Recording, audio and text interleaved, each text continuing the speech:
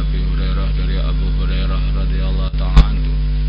Qala berkata Abu Hurairah qala bersabda Rasulullah sallallahu alaihi wasallam, man barang siapa taba bertobat qabla an tatlu'a, sebelum muncul asyamsu matahari,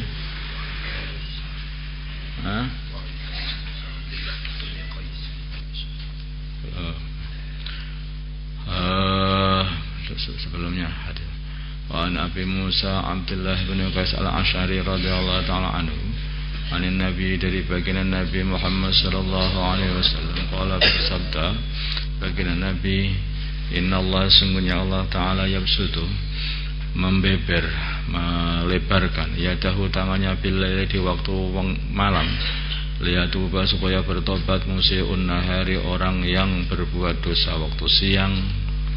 Artinya melebarkan tangan, itu menengadahkan tangan ya, gini. Artinya kayak membuka peluang tobatnya dan menyambut tobatnya orang yang mau tobat ketika mereka ini berbuat buruk di waktu siang. Ayam sudu, dan beliau membeber, membuka yadahu, tangannya, bilaili, di waktu dinahari, di waktu malam, liyatuba, supaya bertobat, musu'ul laili, orang yang berbuat dosa di waktu malam, hatta tatlu asyamsu, sehingga muncul matahari, min maghribiha, dari tempat tenggelamnya, rawahu Muslim. Jika begitu Allah Subhanahu wa taala nunggu orang yang mau bertaubat, itu seneng kalau mau bertaubat. Mari ayo bertobat, tobat, yang salah suruh bertobat. Masih ada juga yang enggak mau bertaubat. An Abi Hurairah, dari Abu Hurairah radhiyallahu ta'ala anhu, qala berkata Abu Hurairah, qala bersabda Rasulullah sallallahu alaihi wasallam, man barang siapa taba bertobat qabla an tatlu'a, sebelum muncul asyamsu, matahari, min maghribiha, dari tempat tenggelamnya matahari, taba, maka menerima tobat Allah alaihi, atas dirinya, rawahu Muslim. Sebelum muncul matahari dari barat, maka semua tobat masih terus diterima oleh Allah, dan dibuka lebar-lebar pintu taubat bagi orang-orang yang mau taubat. Wa Nabi Abdurrahman, dari Abi Abdurrahman Abdullah bin Umar bin Khattab radhiyallahu ta'ala anhuma, anin Nabi, dari baginda Nabi Muhammad sallallahu alaihi wasallam, qala bersabda baginda Nabi, innallaha, sungguhnya Allah azza wa jalla, yaqbalu, beliau menerima taubatul abdi, taubatnya seorang hamba, malam yughayir, sebelum nyawanya sampai tenggorokannya. Nah, ghar itu gimana tuh? Ghar itu kalau kamu masukkan air di mulutmu, kemudian kamu dongak begitu, nah, seperti kumur itu namanya ghar tempatnya. Itulah tempat batasan nyawa. Kalau nyawa sudah sampai situ, nanti tobat sudah tidak diterima. Dikatakan kalau nyawa sudah sampai di tenggorokan itu, hulqum, maka akhirat sudah mulai nampak. Yang ghaib itu nampak. Nah, orang itu maka enggak diterima tobatnya. Nah, ketika nampak kok baru mau tobat. Itulah Fir'aun. Fir'aun mau tobat, lah akhirat sudah nampak. Makanya tobatnya tidak diterima oleh Allah walaupun syahadat dia. Rahu Tirmidzi wa qala hadisun hasan. Wa an Zir ibn Husain, dari Zir ibn Hubaysh, dari Zir ibn Hubaysh, qala berkata Zir, ataitu, aku mendatangi Sofwan ibn Asal, Sofwan ibn Asal radhiyallahu ta'ala anhu. Asaluhu, aku bertanya kepada Sofyan, aku pengen bertanya kepada Sofwan, anil maskhi, mengenai mengusap, anil khufain, atas dua khufain. Khuf itu adalah semacam sepatu kulit atau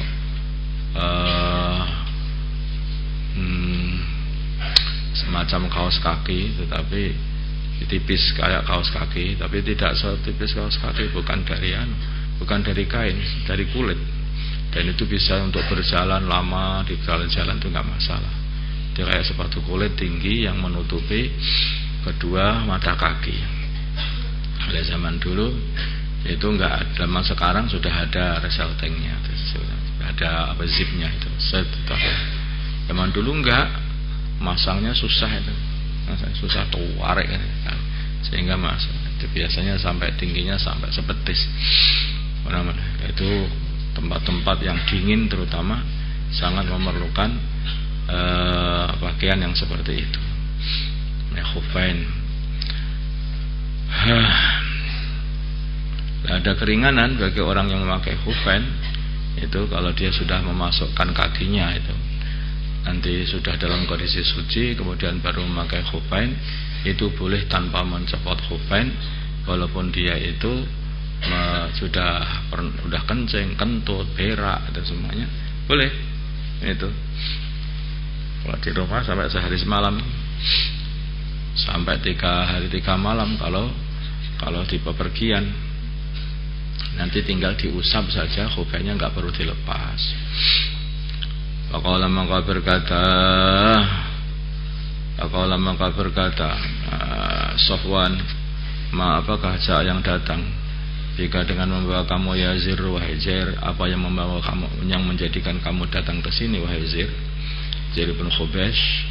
Fakultu maka berkata ibtighala ilmi, aku datang kepada engkau untuk mencari ilmu.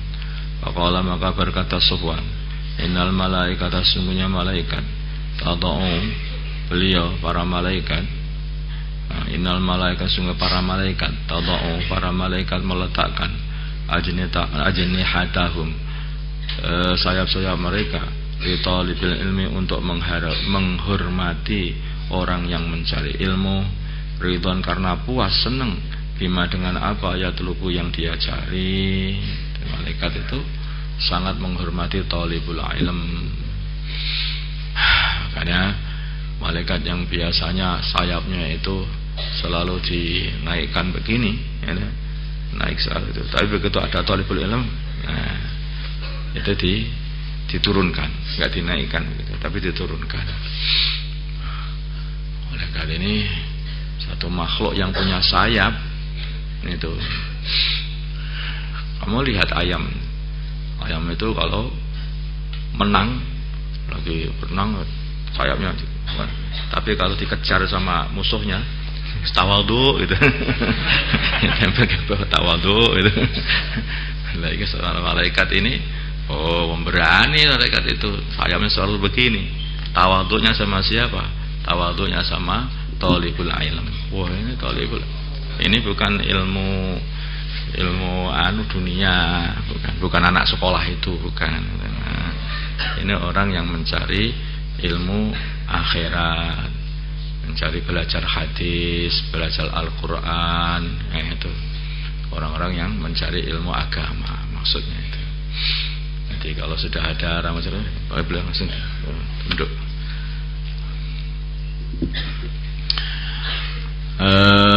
Fakultu maka aku berkata, innahu, sungguhnya, qad haqqa, telah ada rasa enggak enak fi sadri, dalam hatiku, al-mashu, urusan masalah mengusap, alal khufaini, di atas khufain saja sudah mencukupi dari wudu, dari membasuh kaki, ba'dal ghaidi, setelah berak, wal bauli, dan kencing. Apa betul itu?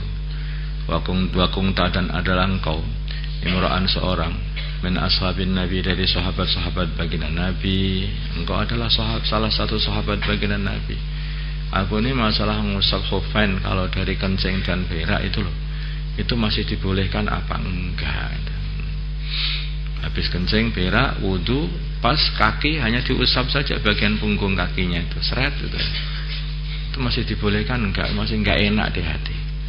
Wajib itu maka aku datang, asuluka, datang kepada, untuk bertanya kepada engkau, Safwan, al-sami, tahu apakah engkau mendengar baginda Nabi yadhkuru, beliau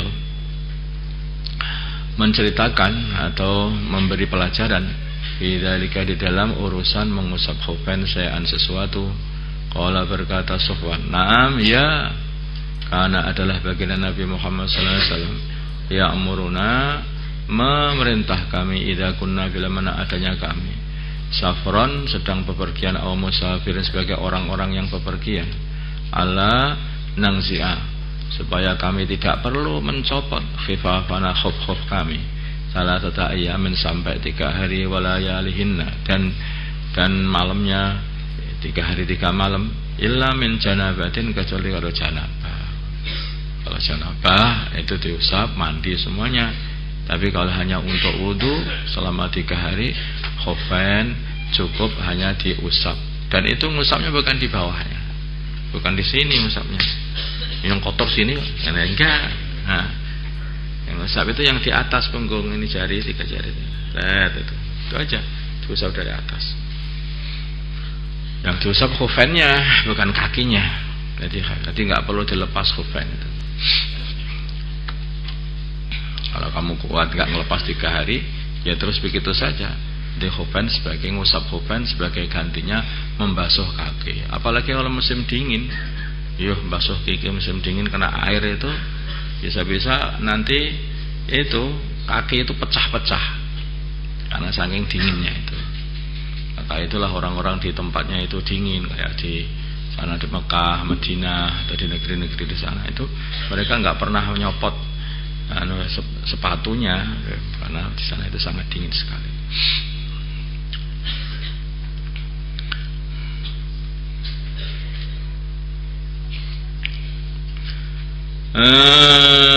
Qultu walakin tetapi mengusap khofain min ghaidin wa baulin wa naumin, dari berak, wa baulin dan kencing, wa naumin dan dari tidur. Artinya tidur itu kalau tidur terlentang itu juga tidur selain tidur dengan duduk yang tetap ya, itu membatalkan wudu. Faqultu maka aku berkata, hal sami'ta, apakah engkau mendengar baginda Nabi yadhkuru bercerita fil hawa di dalam urusan cinta syai'an sesuatu. Qala berkata Sofwan, "Na'am ya, Nabi pernah cerita juga urusan cinta ini. Kuna adanya kami ma'a Rasulullah, bersama Rasulullah sallallahu alaihi wasallam, bi safarin di dalam satu pepergian.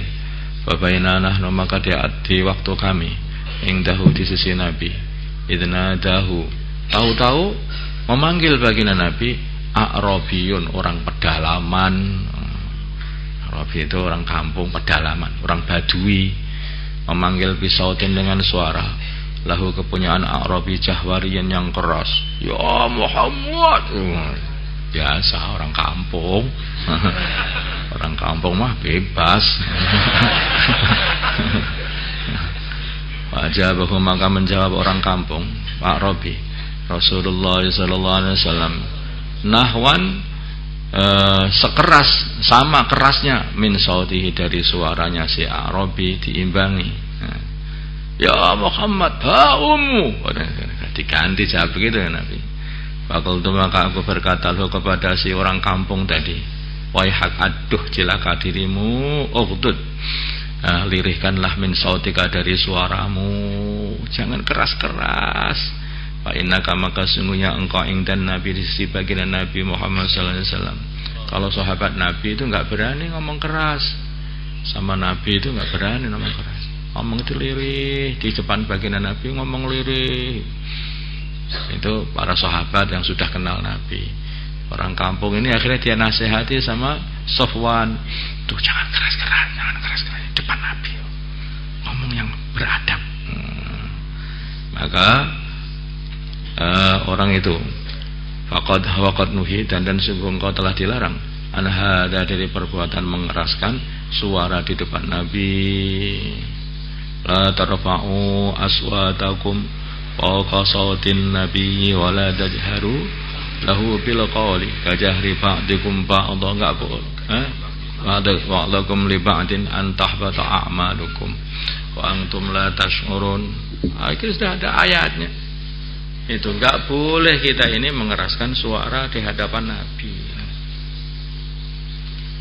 Ya, karena ya orang kampung, jawabannya wallahi la aghdud. Demi Allah, aku tidak akan melirihkan suaraku. Allah berkata al-Arabi, si orang kampung, al-mar'u, ada orang yuhibbu, mencintai, al-qawma, kaum, walamma yalhaq, tetapi dia ini tidak dapat mengikuti, menusuli bihim kaum, menusuli amalannya. Oh, bagaimana ini orang seperti ini? mencintai suatu kaum orang-orang soleh, tapi amalannya nggak bisa mengikuti orang-orang soleh. Allah bersabda Nabi baginda Nabi Muhammad SAW, al-mar'u seseorang ma'aman beserta orang ahabba yang dia cintai yaumal kiamat nanti pada hari kiamat. Nah, jadi kalau kita ini nggak bisa mengikuti orang soleh, maka hendaknya kita mencintai orang soleh. Uhibbus salihina walastu minhum la'alli analu minhumus syafa'ah, kata Imam Syafi'i. Aku cinta orang-orang soleh walaupun aku bukan termasuk orang soleh, supaya aku dapat mendapatkan pembelaan dari orang soleh nanti pada hari kiamat. Amazala, maka tidak henti-hentinya baginda Nabi hadisuna bercerita kepada kami, hatta kalau sehingga beliau menyebutkan baban satu pintu minal maghribi, di bagian belahan baratnya bumi, masih roto ardihi, yang lebar, jarak lebarnya, jarak perjalanan lebarnya pintu itu, awayasiru atau berjalan ar-raqibu orang yang mengendarai kendaraan, fi ardihi di dalam lebarnya pintu itu, arba'ina aw sab'ina aman, 40 atau 70 tahun saking lebarnya. Nah, dari sana mulai dari pintu sana sampai akhirnya itu sampai 70 tahun naik kendaraan. Itu sebelebar apa? Wallahu a'lam. Untuk apa itu pintu, apa itu? Qala berkata Sufyan ahadur ruwah, salah satu rawi, qibala Syam, pintu itu di arah negeri Syam. Khalaqahu, menciptakan pintu itu Allah Ta'ala yauma khalaqas samawati wal arda, di hari Allah menciptakan langit dan bumi maftuhan dalam keadaan terbuka, lit taubati, untuk taubat, untuk menerima taubat. La yughlaqu, tidak dikunci pintu itu, hatta tatlu'a, la yughlaqu, tidak ditutup kunci pintu itu, hatta tatlu'a, sehingga muncul asyamsu, matahari, minhu dari arah minhu dari arah barat. Rawahu Tirmidzi wa ghairuhu wa qala hadisun hasanun sahih. Semoga Allah mudahkan kita untuk taubat dan selalu taubat, dan mati dalam keadaan sudah bersih dari dosa. Al-Fatihah.